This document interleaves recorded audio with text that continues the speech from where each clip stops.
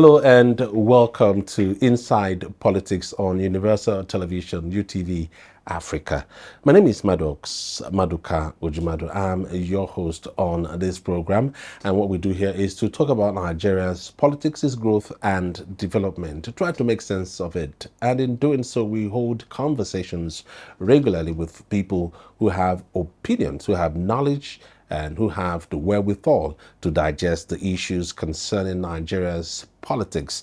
And of course, a whole lot is happening on the Nigerian political scene at the moment. And today we have brought a gentleman, an astute and a very outspoken gentleman, who's going to help us to digest some of the biggest issues within the Nigerian political circle. Our guest today is Otunba Dr. Segun Showunmi.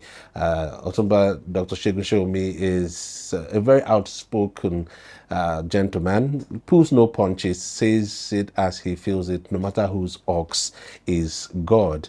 And I expect today will not be any different.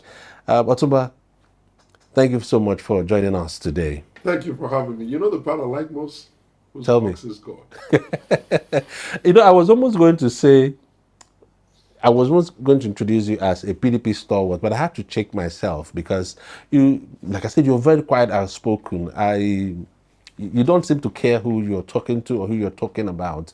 And since maybe the last 2-3 years, you've been a vocal, let me say, inside critic of the PDP. You've called out the party without any pulling any punches. You've told the party what it should do, what it should not do. You visited President Tinubu. You've said you can even support him. You can even work with him. You can even leave the PDP. And I'm wondering, are you still a member of the PDP? Totally committed, passionate, knowledgeable, long-standing leader of that party, of the PDP. You know why? You see, for me, I pay a lot of attention to the process. And to God be the glory, PDP was registered in 1998. So do the math. This 27 years. Now, in fact, the anniversary is being celebrated. Days ago, in the last month, happy new month. Yeah. So for me, what it shows is, in 27 years, what have Nigerians been able to do with democracy? And the university, or if you like, the archives, by which we can watch how we have impacted it in our country, is PDP. And because I look at all the other parties, the APC and whatever they call it, including the extremely irritating coalition that they say they're building, I see that still PDP people, one way or the other. So for me, I really wish that the party will last forever, so that we can also be like ANC, which is 127 years, be like the Chinese party, which is over the Chinese Communist Party, be like the Republican Party, 198 years. That's what I wish for the PDP. And because I know the peculiarity of the human character that the Nigerians have, I fear that whatever is happening to the PDP today is only waiting to happen to the ruling party in the future. If they don't the current ruling party, the APC. People don't change their attitude like that unless you put processes in place that can force them to adjust their behavior a bit. What you see them happening here, PDP led the country for 16 years. These people are just there for less than 10 or a little bit over 10. Yeah. And look at all the noise.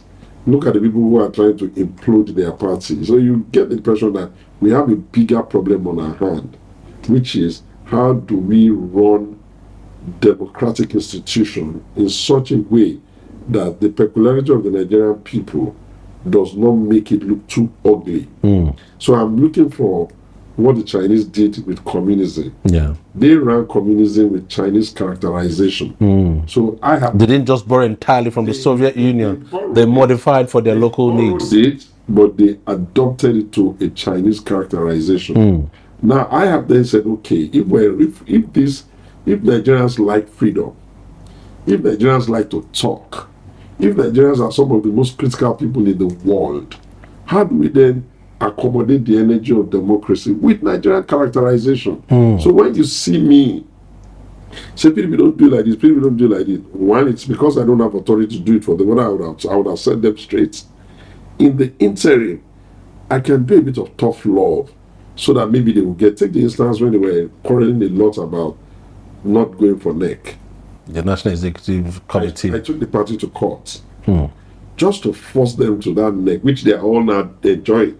And as soon as I put them in that court, I tightened the case in such a way that if they don't go to NEC, then they will have problem. And as soon as they called the NEC, I withdrew the case. Because the intention was not really to take them to court. The intention was to get them to call their NEC so that they can solve the problem that they are just talking and demarketing the party about. When they now started the NEC, I realized that instead of them to reduce the bickering, they were still fighting.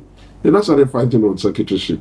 I looked at the Constitution, I looked at the Electoral Act, I called in my lawyers and senior lawyers that I have around me, and it was clear to me that no, this is another time bomb.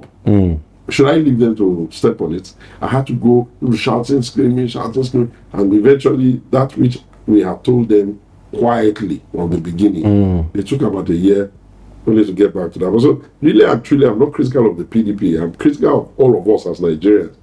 That we will not become a people who need to create parties in our image before we can be happy with democracy, which is what obviously we are beginning to tend to now. And so I'm a PDP man. When I made the comment that I could support the president, in one breath I was a bit irritated that those who are complaining were not complaining of facts. They were complaining and bullying on the basis of some failed tribalism. And I didn't think it was fair. I felt that we amalgamated the country in 1914 and we have managed the country on the pendulum. If it goes here, it stays here. If it comes here, it stays here. I didn't like the fact that whenever power was here, people were getting bullied. And when I look, so, okay, what gives them the audacity for that bully? What I see is these people in the southern part, southeast, southwest, and south have agreed to family planning, smaller families, so that they can look after them. And then I look at far north and other, they still believe in the concept of. So I'm saying that, okay, are you going to be bullying your southern brothers only on the basis of your numbers, knowing fully well that the vast majority of the people you want to use to bully the southern people, if you like, are people you are not even looking after. The human capital indicators in the north ought to make those people talking now be very, very ashamed and close their eyes and shut their dirty mouth.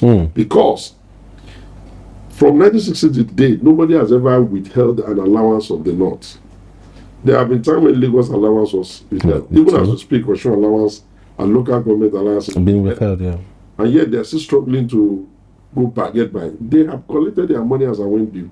This present government of President Bola Tinubu, beg your pardon, we are hearing that even more, we even see the evidence that more money goes to them. Shall we then accept that their excuses? Oh, there are people are hungry, people are hungry. Hey, my friend, what do you think is the job of local government? What do you think is the job of governors? Are you going to now bully the whole country into destroying whatever you want to destroy on the unction of a very faulty argument that suggests that actions don't carry consequence? The Europeans who left Nigeria at independence, they did not tell anybody in the country not to look after its human capital. It was the responsibility of the stakeholders or the leaders of the place to look after the human capital of their place. What are they doing there? And at that point, one began to get a little bit unhappy. And unfortunately, Peter, who could have given me... When you say Peter Obi? Peter Obi, of course. There's only one Peter in Nigeria now. Every other Peter has been diminished. Peter has taken over the division. Peter Obi now, whom I had thought to give us the moral reason to push. Because I felt, okay, he's trying to do a hard job. Let's all see how we can. But what's Peter doing? Peter does not want to be corrected. Would come to Peter Obi. So that basically, I'm a PDP man. And don't also trap me. Don't trap me with the idea that if it becomes clear to everybody, including a child on the street, that the handlers of the party wish to waste their own time, they don't tie me. No, I'm not going to. It's good to hear someone actually openly come and say, I'm a PDP person. Generally, the perception is that most PDP people have left the party They lie. in practice or in principle. Those who have defected have defected. The rest are just working for the APC. In fact, the reference is that the PDP is now an extension of the You see, ruling that is party. bringing that kind of opinion. You have to blame our brothers in the north. Okay. It has become clear to governors and some of the big stakeholders in the south that, hey, what's going on with our brothers in the north? Do they mean that the only idea of democracy in Nigeria is that they will bully the south? So, not wanting to engage in brickbat and too much of talking with them, what you see the southern people doing is that they are digging in to say, this 8 years that is for the south will stay in the south. And to justify that position, instead of them to be compromised and all that, they're just okay, you guys think you're mad, let's just go and do the party of the president. And maybe the president has also, if they get more money, he's not disturbing them, he has good relationship with a politician, maybe that's also helping him. But the fundamental reason why that is going on is because we've just gone through 8 years of a northerner in Buhari. I see the good and some of the policies he's trying to do, which they bungled. But it is not going to give anybody in the other side of Nigeria the belief that it makes sense that the same people like Nasiru and his friends who destroyed Nasiru El-Rufai and his friends who tried to destroy the PDP in the beginning, never mind that it was that same party that even brought him into prominence. They did that and went all over the place and said, okay, they are going to do APC. They did the APC and did all the wahala and brought their brother Buhari into place and tried to say, they let us do power sharing or whatever. Shall we then agree that these same people are the ones that will destroy the new party again? Do you know how long it took us in Nigeria to have two national parties that we can choose from? And rather than us have stability in both, we have seen these reactionary elements be allowed to overuse what they call freedom. Sometimes you even be saying things that are extremely dangerous to say. How can you come on television and be saying somebody else won the election other than the person that is the president? How are you going to prove that? If you make those kind of incisive comments in a nation, you should be arrested to come and show cause, to come and provide evidence. But you know, the people that are leading, including Bola Tinubu with the president, they are all weak men. They are very weak men. Democracy is just a system of government. It does not mean that governance is now going to be, warehoused or put in this point where everybody just does whatever he wants, says whatever he wants. There's no national creed. There's no building consensus around ideas. There's no limit to inciting. There's no limit to what I'm talking about. Nations are not run that way. Nations must have credible election. And I pray that the next one will be even more credible than the last. The 2020. Yes, so that the reason is simple, just for the legitimacy. There are 1,001 ways to get power. Some do coups, some do monarchy, some do dictatorship. But ours is democracy. We need a credible election so that the person that wants to lead has legitimacy. Because that legitimacy is what will now give him the impetus to lead the country firmly but justly and fairly. But what do you think about it? So in the midst of all of that, someone like me, what I then now do is that I say, okay, what is even in the best interest of the nation? What is in the best interest? And to demonstrate that I'm a fair person, I know I'm fair. I don't need to beg. They can't be as fair as me. I then said, okay, let's even create an alternative movement. So we can even go back to the Nigerian. You've been preaching that alternative movement. Let's go back to the people. Let's go and have this dialogue afresh. Let's go and ask our friends, look, do you want us to discuss this, destroy this country with tribalism? Can you not have an issue with me without and leave the Yorubas out of it? Can I not have an issue with you and leave the Igbos out of it? Why must your issue become an Igbo issue for me? And why must my issue become a Yoruba issue for me? Is that how we created this country? Is that how we're going to make this country great? For a country that has even gotten a history of civil war. And you have to go discuss with people. Then you need to ask me, why are you not turning up to vote? What do you consider your responsibility, your civic responsibility during the election? To sit there in the house and be playing football or what?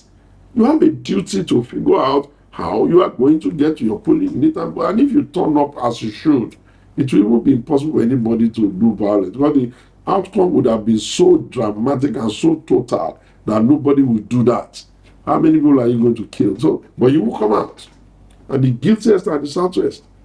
You heard about this paying, you want to be paid to vote. How does buying vote and selling vote, how does it favor the poor? When the whole essence of democracy is that the leaders are supposed to be so afraid of the poor that all their life is just to satisfy the poor and to solve the problem, so that when it is time for the election, the poor can carry them to the next election. But if the poor open their hands up and they are procured, it's a double jeopardy.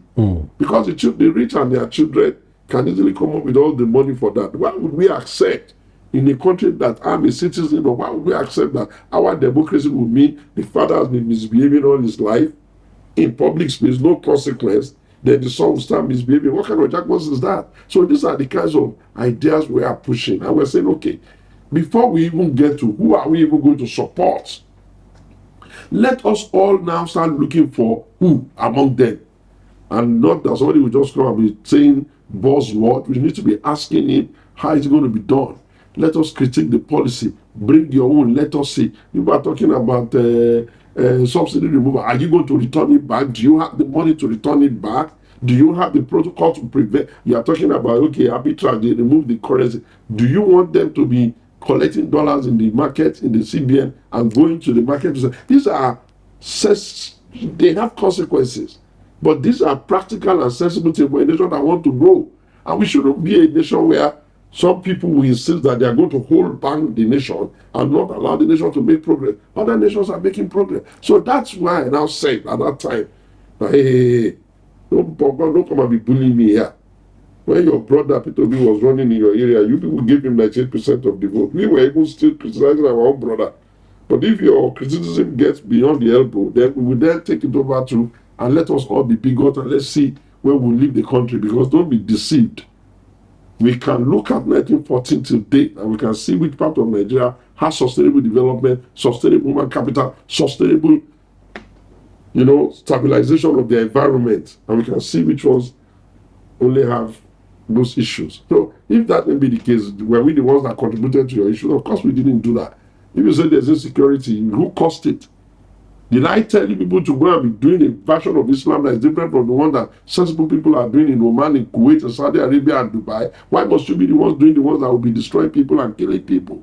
And why will anybody tolerate that you're going to have a country in this modern century that somebody will say somebody did blasphemy and you start killing them and nobody can do anything? This is not how to run a country. So this is the position really. But for me, I wish that we build to last. I want us to build to last. I pray the PDP remains stable forever. And I pray that even the APC that we have finally succeeded in having another alternative party that is at least across Nigeria, they have governors, they have senators, let them too reform their own party. I have big issues with the APC. Very, very big issues. One of the big issues I have with the APC is that they build political party around one individual at a time. When Buhari was coming, it was all about Buhari. People who had no integrity were saying they started acquiring the integrity that Buhari suffered and died for in this world. They called it their own. And I was asking them, one day I was at the panel session with one of them, I said, Mr. Man, you were in PDP until last year now. Suddenly you have integrity and you are pointing at PDP. Okay, if you are looking for the people that did not have integrity in PDP, is it not you? That was the problem. Now today, what are they doing? Everybody they can't sneeze, they can't talk because of only the president. And if you look at the back line of their party, very weak. So the APC now, they will have to be going on a hunt that they better pray that their governors know what they are doing. Otherwise, they're going to lose that election. And it will not be because Nasiru and his friends are clever. It will just be because they have left the poor behind. And if the poor turn up on the day of the election, so be it. A man that will have given the opportunity to be president should even be grateful that we gave him opportunity. If he misuses the opportunity that he was given and is voted down, who's going to begin to cry because of that? That's his business. Because for me, Nigeria first, Nigeria first, Nigeria first, all the time, all the time. In this new house, we are going to 2027. The person that is even doing my head in is actually Pt1, not all these people. Now, you've talked about leadership integrity. You've talked about electoral integrity, and you did point out legitimacy also of leadership. And I recall something you said in one of your interviews. You said that you expected PDP to make every move to bring Peter Obi back. You used the word that 6.2 million votes were allocated to him. That's why. So that's why I said it. Are you doubting the integrity of that election by saying those votes were allocated rather than he garnered those votes? The reason why I used the word allocated in the case of Peter, yes, was because there was evidence of gaslighting Igbos in some locations. Okay. So how many? When you say gaslight, they were prevented from voting. That's English language. You know what I mean? Gaslighting means, oh, you can't. They are bringing you Google masquerade. They are doing all the kind of funny things they were doing. To my oh God, he said that gave me. That said I should always remember that. He wants me to always remember the Igbos. I'm doing my best. You are dead now, but I'm still alive. I went to radio in the Southwest and I started cussing out while it was on, not before, not after. I said at that time, I said, Yoruba people, you are making me ashamed. You have children who live your Yoruba land. Go to London and they will be made leader of Conservative Party in the white land. And you have the temerity to be bullying people in your own land. You have children that are going to what do you call it, Canada, and they were made mayor in a white man's land, and you have the effrontery. You either have to be a cosmopolitan society or you are not. If you want to be a cosmopolitan society, you have to create a cosmopolitan culture. And I then said at that time, if you don't know how to do it, let me teach you, because most of your leaders are numbskull. For you to create a cosmopolitan culture, you say what you say. This is our Lagos. And you let everybody that is living in Lagos, not just born there, to own that our Lagos. And everybody then knows what is their own contribution to that our Lagos. So you will create what you call a Lagos culture. And that Lagos culture now will now be owned by all the people that are living in Lagos and people that wish to visit Lagos. It's like saying the culture of New York. Yeah. It's like saying the culture of London. Yeah. Do you understand? It's like saying the culture of Berlin. Some of these locations too, they are made up of small tribes. They will find a clever way to create a culture around a commonality which everyone aspires to and lives with. Around that city state. So the Igbos in Lagos will not have to be afraid that they are Igbos. They will just know that, oh, we are Lagosians. So, because they are contributing value there too anyway. And then the Yorubas too will not have to be afraid of being Lagosians. We are Lagosians. So then all of us will be Lagosians. But if you continue this nonsense, what you are going to do is that you are going to desire that everybody should leave your land. Society is grown by population, especially population that is contributing to commerce and industry. If there are, crime issues, crime is crime anywhere in the world, and you have to deal with crime like crime. You can't be tribalizing crime. Even when Muhammadu Buhari was alive and he was president, I kept screaming, you can say criminals and they will stop calling it Fulani. I'm on record, I said, because this thing people are doing, you are going to put a target on the back of everybody that is Fulani. Can you stop this nonsense and just call them criminals? So that if somebody does that kind of thing, even in Yoruba land, he's a criminal. If he does it in Efik land, he's a criminal. If he does it in Igbo land, he's a criminal. Don't allow the idea that crime will now have another coloration that is tribal, because it's dangerous. When you get too tribal with people, you know what you force them to do? They have to do a pushback. Defensive, they get defensive. They have to. If you start every day, tomorrow morning, because Bola Tinubu is president, you'll back this, you'll back that. The people like us start doing a pushback now. And our pushback will now be, okay, you guys think you want to be crazy? Let's be crazy together. But that's not how to lead a nation. That's not how to lead this nation. This Nigerian nation is not beautiful because of any of the tribe alone. This Nigerian nation is beautiful because of all of us. How would you want to live a life without the Igbos in your country, or the Igbos without Yorubas, or Yorubas without without Efik without the Ibibio without Anang without TV without Biro without Igala without Egu. So, but you see, unfortunately, the people that are even contributing to this nonsense are just a handful. Yeah. If I were in charge of the states, if I was the president of Nigeria, I would have done people a profile of what I call the enemy of the state. And I would have told you the consequence that follows it. And one of the things that I will not accept is this your ethnic profiling of yourselves?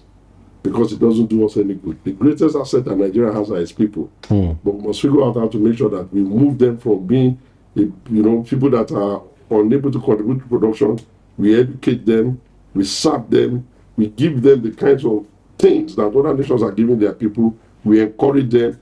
We redo a massive reorientation, but this time reorientation with consequence. I can't be spending money on reorientation without seeing change in attitude. Science tells you that if you do a very serious reorientation program with consequence that is backed by law, within 18 months you can cause people to have a new attitude. What's wrong with these people? They don't like the country, they'll go abroad, the job is shaming the country, they will speak down the country on the internet. Are we the only country in the world?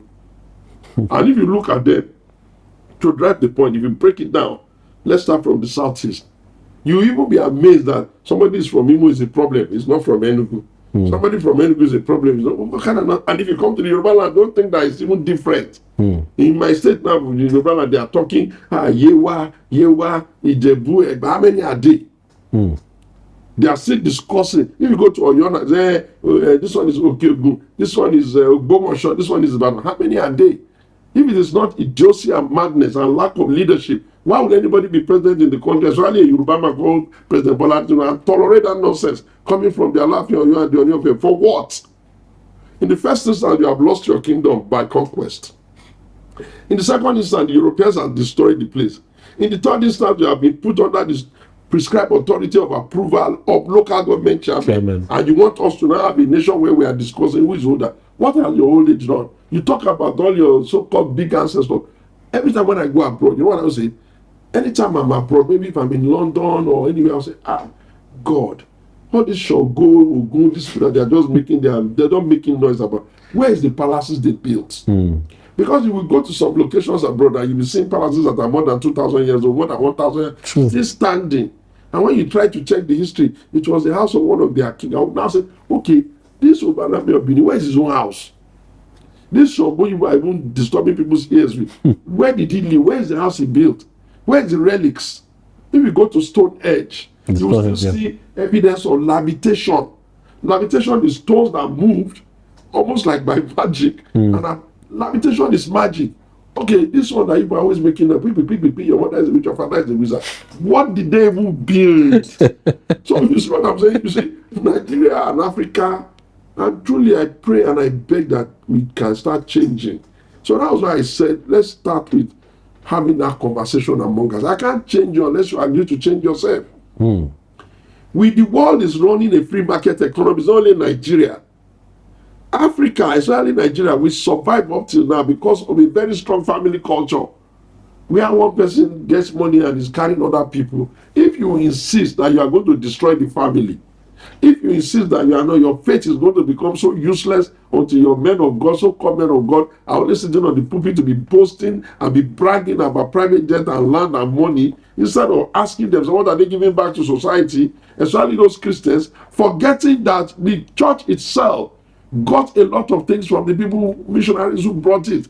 Either by crook or by me, they sent you to school, they gave you hospital, they did all that. What are these ones that are in charge of the Holy Ghost? What are they doing now? The Muslims, the ones that are calling themselves imam, they will just carry the pulpit and be talking here, and there's a government here. We have deep state infrastructure, we have deep state assets. They don't know how to govern.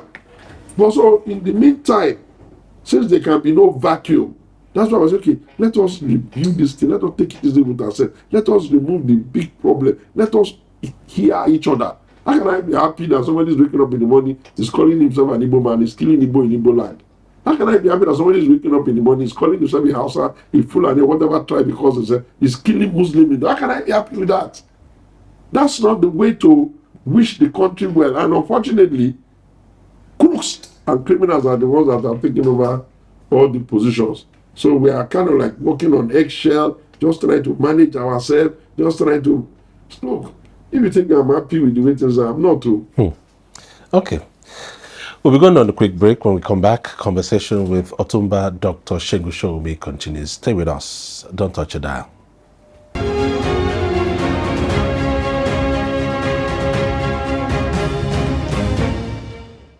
Welcome back. It's still Inside Politics here on Universal Television UTV Africa. Remember to check out our website, utvafrica.com, for content and other things you need to know about what we're doing. Inside Politics is still on, and Otunba Dr. Showunmi is still with us. He's not firing on all cylinders yet. He's still trying to gas his jets, because I know when he's in his full elements. Otunba, you've talked about the party, your political parties, and the PDP is maybe Nigeria's oldest political party. It is.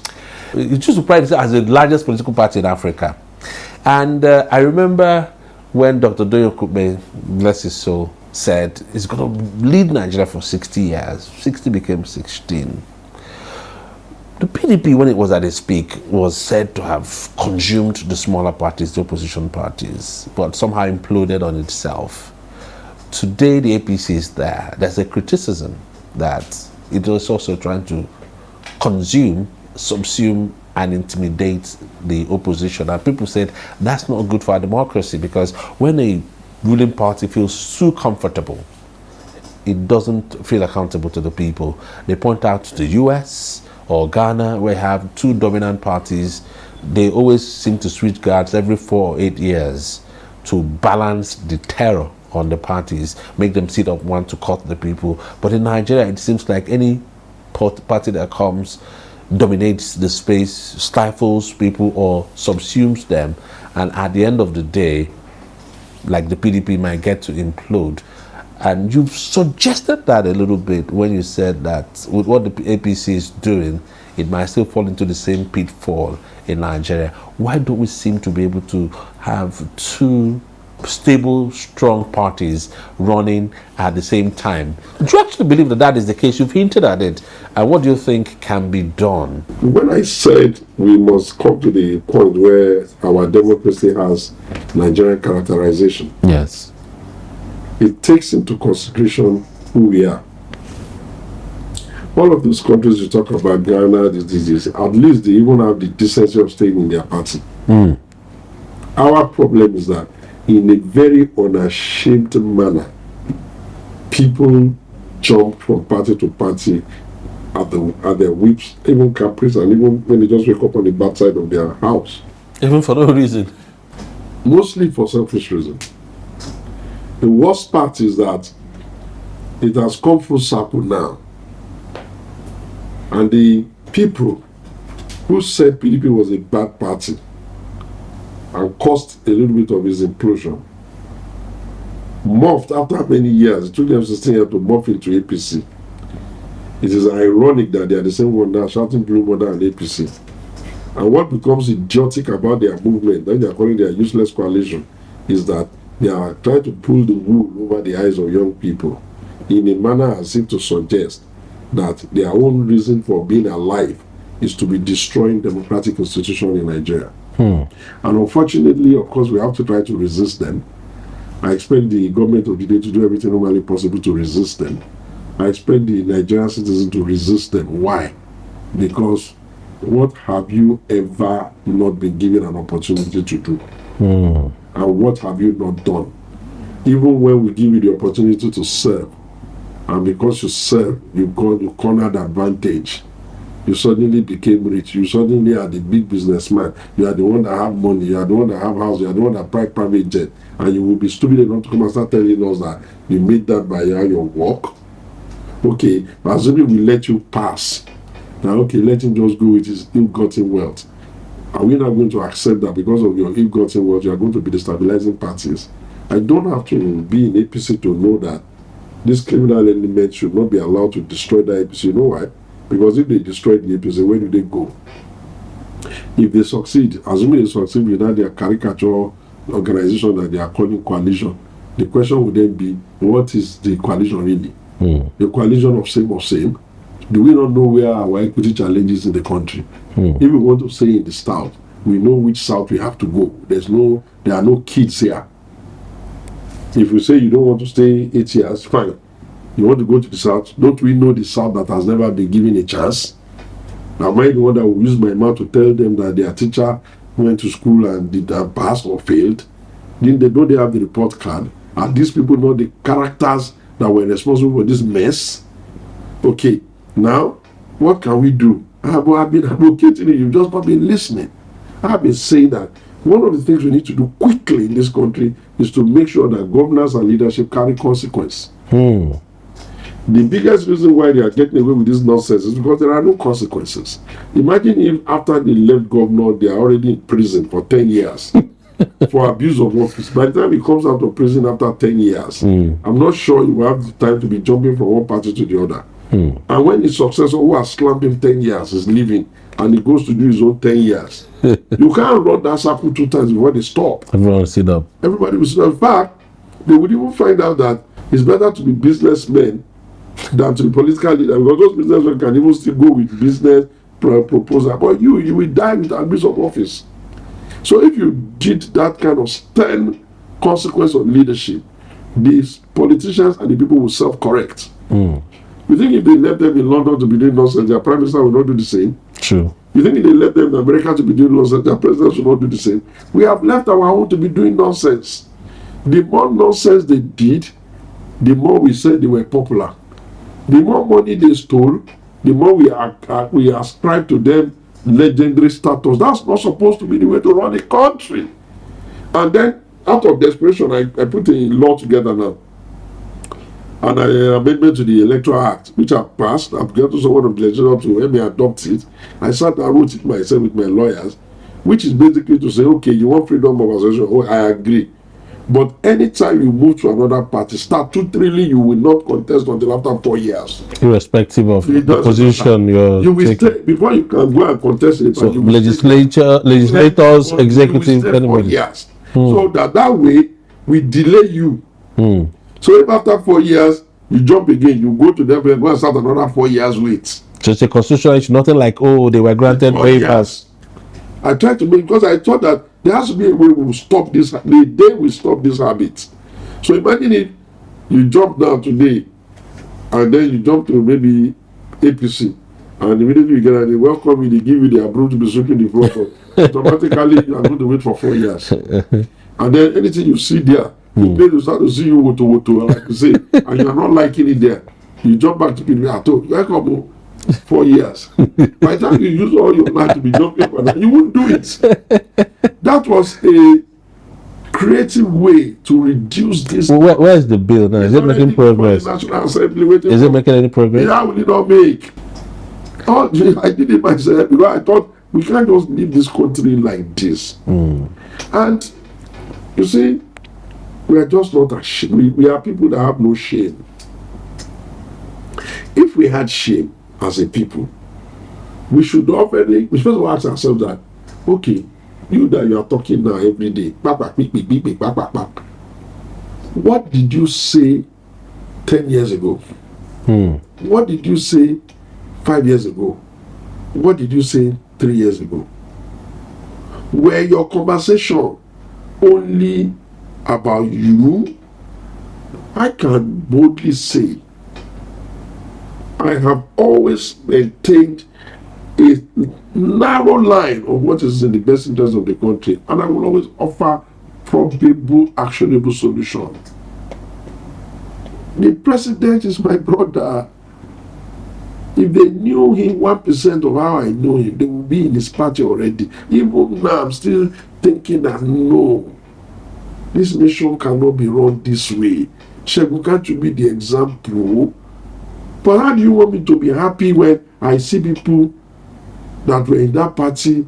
Imagine Otunba saying he's a poor man.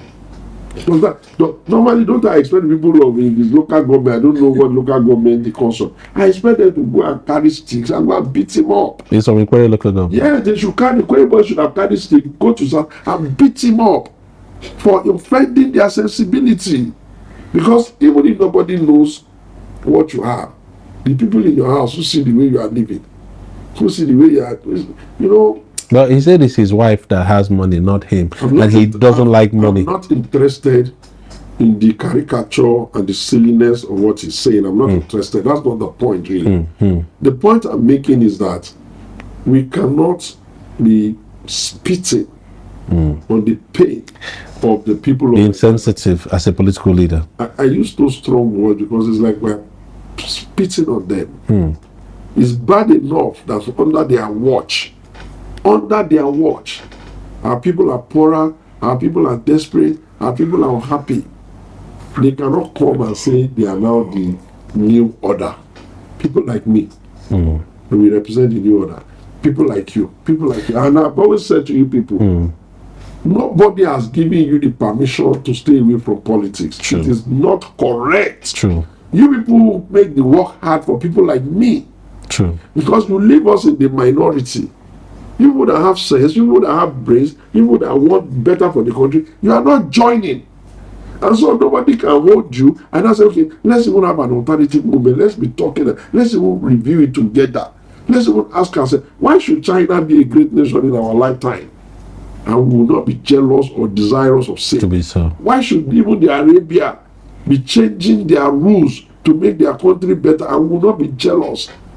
Why should Malaysia be doing what they are doing? So what I'm saying is that even if we did not know how they built the Egyptian pyramid, what about the ones we have seen how they are doing it? One of the greatest things I want us to do as Nigerians now is that I want us to now begin to say, how do we even build consensus around the direction of governance? How do we tell people that the fact that they didn't give you an appointment, go and sit down somewhere? They don't have to give you an appointment all the time. What about the time they've been giving you an appointment, they didn't give others? You won't let us rest? How do I explain, how do I educate those of you in the media that your job is not to convert yourself into the enemy of the state? You are not doing balance. What the media, they will call people, they'll be asking them leading questions so that they can be shaming their country and shaming their government. What was the meaning of that nonsense that they did in that NBA? Where somebody was sitting there and saying, is the country doing well? What kind of question was that? You are throwing the government and the people before the mob. If there was a riot there, with your big head, can you control it? The people that are in charge of the country, are they kids? Are there no rules? Are there no regulation? The ones who sit on one of these channels in the morning, the three men that will sit down there, just be bullying everybody, talking to people anyhow. You invited them to come and answer a question on your program. You won't even let them speak. When they ask you the question, you jump in, you be shouting, you put it to who? Who the hell are you to be putting something to anybody? If you want to do theatrics, go and do that. But you can't invite government people, and you cannot have a perpetual state of everything government does is bad. Because at the end of the day, you guys had Obasanjo. I know it can be a handful. You said you didn't like it when he was there. After he left, you said you liked him. You had Yaradua. You didn't like him when he was there. When the poor man died, you started liking him. You had Jonathan. What abuse didn't you abuse Jonathan and his wife in this country? True. When he was there? Now he's left. Some of you are even still begging people like us to go and drag him back. You didn't like Buhari when he was there. He died, now you love him. Ashakola Tinubu is president today. You are doing as if, in fact, you will even almost believe that Tinubu is responsible for cooking food in your house and feeding it into your mouth. As if you don't have local government chairman, you don't have governors, you don't have politicians there who are supposed to be doing things. And suddenly the only person that has bought market in the country is the president. Every other person can be on holiday. And I know you people, 5 minutes after, if God says he will do whatever time, everything is in the hands of God, since we believe in God, you will still come and start crying. Oh, let them go and bring them out. What kind of rubbish is that? For how long and for so long? You are not dealing with issues where they are. You are not dealing with the challenges where they are. You are insisting that those of them that are educated, they are not educating you enough to know that government policies impact everybody at the same time. They did not remove subsidy and give subsidy to the southwest. No. Our own people too in the rural area too, they are just managing. They're feeling the pinch. So why would you be thinking that your people can be more angry than other people's people? We can run one country, two system now. If you people are that crazy, we can run one country, two system.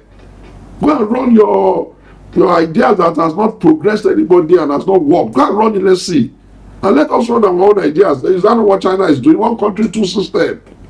The system they are running on the mainland slightly different from what they are running in China, in Hong Kong and in Macau. Yeah. And even they are hoping to do it in Taiwan. Yeah. We are not going to sit in the world and expect angels to come and help us fix the country. But we are not going to allow areas that have not even managed local issues well to now be carrying their own anger and their irresponsibility and be putting on the whole nation. We must be able to tell ourselves some frank truth. There are areas where the president needs to be criticized, but those areas, you will criticize him on those areas, not the way they are doing. When he was appointing cabinet in the beginning, and I saw the list of the cabinet, and I saw that how can Igbos have only, how can South have only 5? I was screaming all over the place, blue murder, this is not acceptable. Am I Igbo? But because I know that is not acceptable, that's how to do criticism. Not that you say, if they say come and do this is bad. No, if they tell you the economy is doing well, you'll be angry. Why should you be angry if they tell you that your economy is doing well? The other day, person put Joel and said they've stabilized the economy. Mad people in the country started getting angry. For what? Are you happy that they should say that your country is not doing well? What are you going to gain there? The country is doing well, does not even touch our pocket. You want the country not to do well. And when you listen to them carefully, oh yeah, what is Mr. A saying? Nothing. Oh yeah, what is Mr. B saying? Nothing. Okay, what? Are you surprised that our children are going out? They are going out because we are giving the impression that to live in our country is not enjoyable. And it is. It is. The freedom you have in this country, you don't have it in other countries. Ordinary Ghana is already driving us. If small Ghana can be driving Nigeria, who do you think will not drive us if we don't manage ourselves well? And we cannot have a nation where a group of people will be the constant enemy of the state. Every day is only evil they see. It's only good. And you know the Bible, we are people that pray. It says, love Jerusalem and pray for its peace that you may enjoy the good of the land. And the Quran is the same.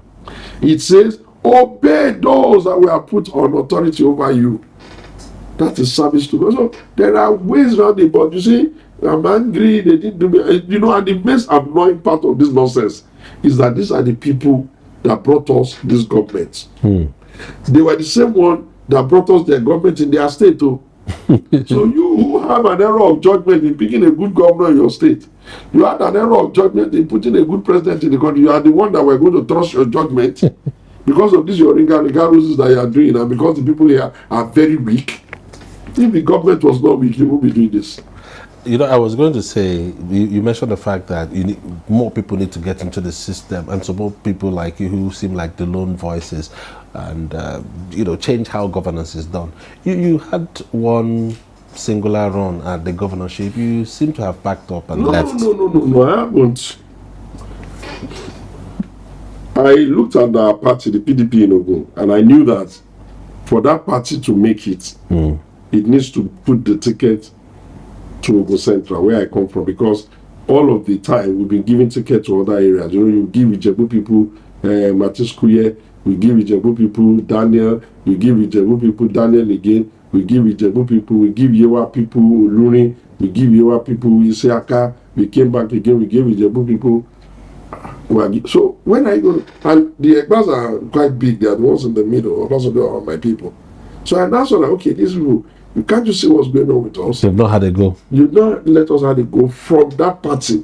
Okay. So every time the people of my senatorial district, every time they want governor, they will go to the opposition party to get the ticket and they will win. So I said, okay, obviously it is our turn now. And I don't even believe in all this turn by turn thing. I can bring better ideas. They bungled up the whole thing. You know why? Because they reduced everything to the god of money. Somebody's father has money, somebody's mother has money, as if my father he sent me to school with stones. See, at the end of the day, I then saw that, okay, but when we then did it, I realized that we are in a difficult situation now. A man of Yoruba extraction is president. That's going to put a lot of pressure on the Southwest. Because imagine if Peter Obi had been president, would anybody in the Southwest be saying they want to go and do another thing apart from their man? Did anybody do anything when Buhari was president in the North? Only PDP can give us that kind of opportunity. Unfortunately, I realized that before we start scattering the party, let us let the party be peaceful. If the party is at peace and the party is stable, we can take a look at it and go and engage on the position that we can get the ticket. Because at the end of the day, the first thing is the first one is ticket. The second one is general election. So in the meantime, what have I done? I've allowed the party to be stable in the state. under the guise of whatever anybody likes. Let it just be state. Are you controlling the structures of the party in the state? In fact, the fact that one person is controlling the structure of the party is even an anathema to democracy. Power must be shared. Okay, but are you? I'm part of the. Are you integrated in the structure of running that Let party me in put the it this state? way. I'll say that I'm a very strong member of the party, and they know that. Okay. And I have allowed them to structure the executive the way they feel comfortable for now. Okay. My view has always been everybody that is there are my people, whether it's you that give them or not, doesn't concern me. They're all our people. When the time comes and we look at it, we shouldn't be interested in losing. We should be interested in giving our best foot forward, and the strategy for winning must be clear. But if it is terms of governance and other, everybody there, they know now. So I feel that by the grace of God, the PDP, my party, it has to survive one more stroke. The first stroke that survived it was the stroke of G5. G5, okay. That stroke, when that stroke hit a prick, it cost us the last election. 2015. Okay, yeah, the last years, this 2023 years. Now we are now dealing with the second stroke of Atiku Abubakar, who seem to have stepped away from the party. That is another big stroke. If we survive it, assuming we can, and I pray we do. But some people think PDP is dead. In fact, this 2027 elections is the funeral of the PDP. No, it's not possible. It's not true. The thing is that the party does not die. It can only become weakened. Probably some other political party, maybe the ADC, could become the next dominant party after the ruling party. It's not going to happen. You know what I did? I need to clean the lies. The reason why it will happen, I'll tell you.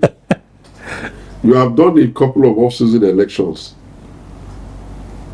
Where's their results? That party that you see, I hate people who go into other people's houses and start to scatter it. That party they call ADC has been in existence since. Yeah. Some people are their chairman, some people are there, some people are there. Yeah. They ran an election in my state last time. In this ADC, these people have come now after scattering their own party. They have gone to another person's party. They have forgotten that the constitution of that party has certain agreed ideas that is their law. Yeah. Now they have run themselves into a problem.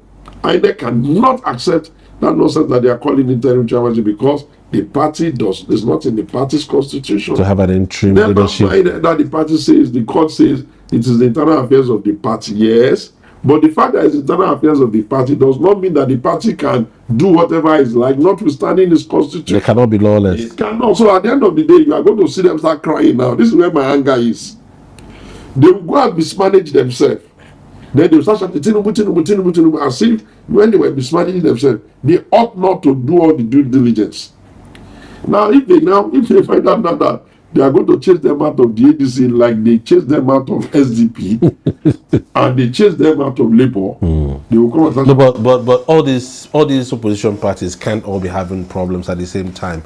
They can't. Are you not amenable to that insinuation that the ruling party is actually creating the crisis? We were a ruling party.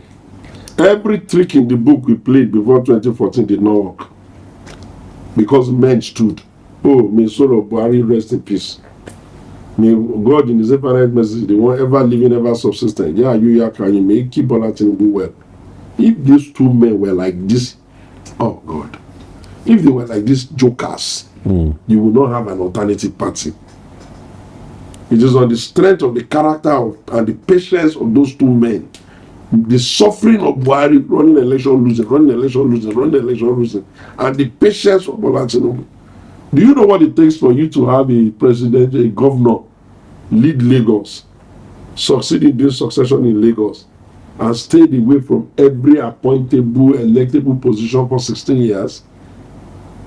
Between 2007, when Ashadi finished his government, when was the last time? When was the next time he became anything?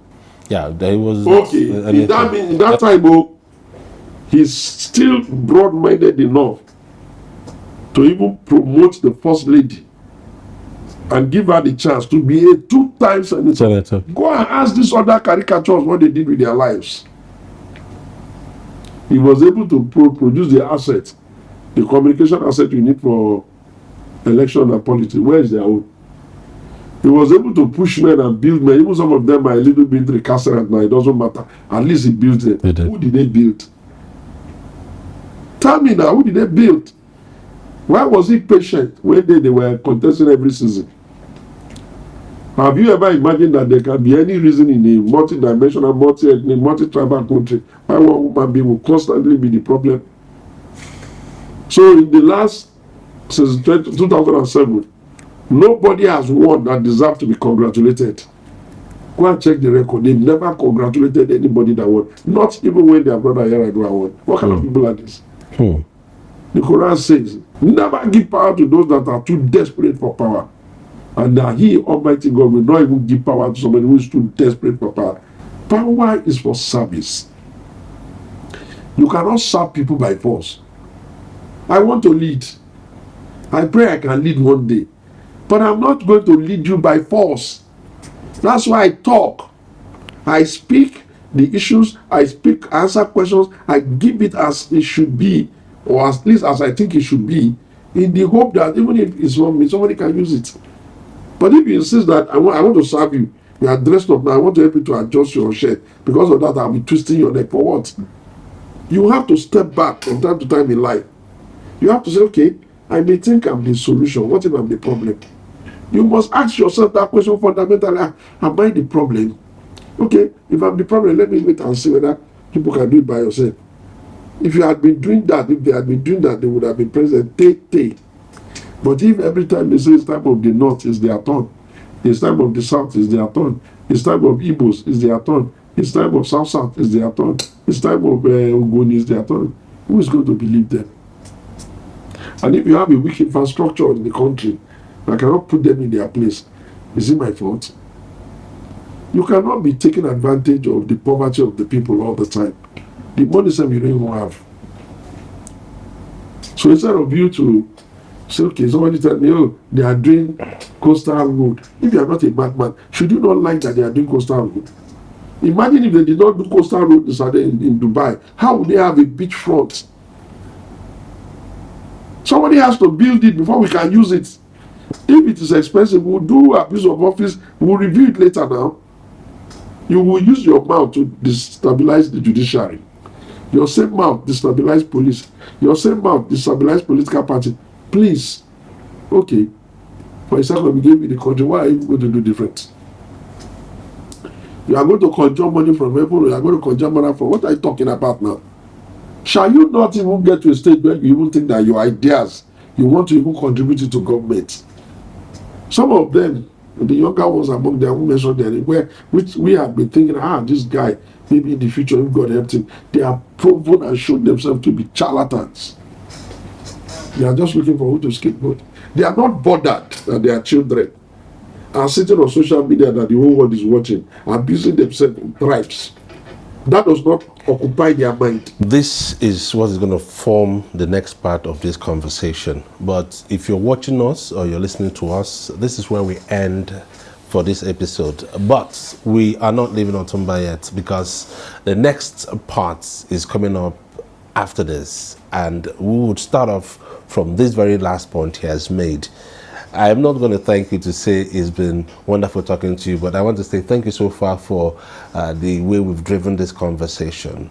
The second part would continue right after. Thank you very much. I always enjoy it when you come. Thank you, sir. So that's where we leave it for today. If you're listening to us or you're watching us, it is Universal Television Africa. Remember to always tune in and watch us. There'll be more to come on Politics Today. Dogs Maduka Ujumadu, do have a beautiful day.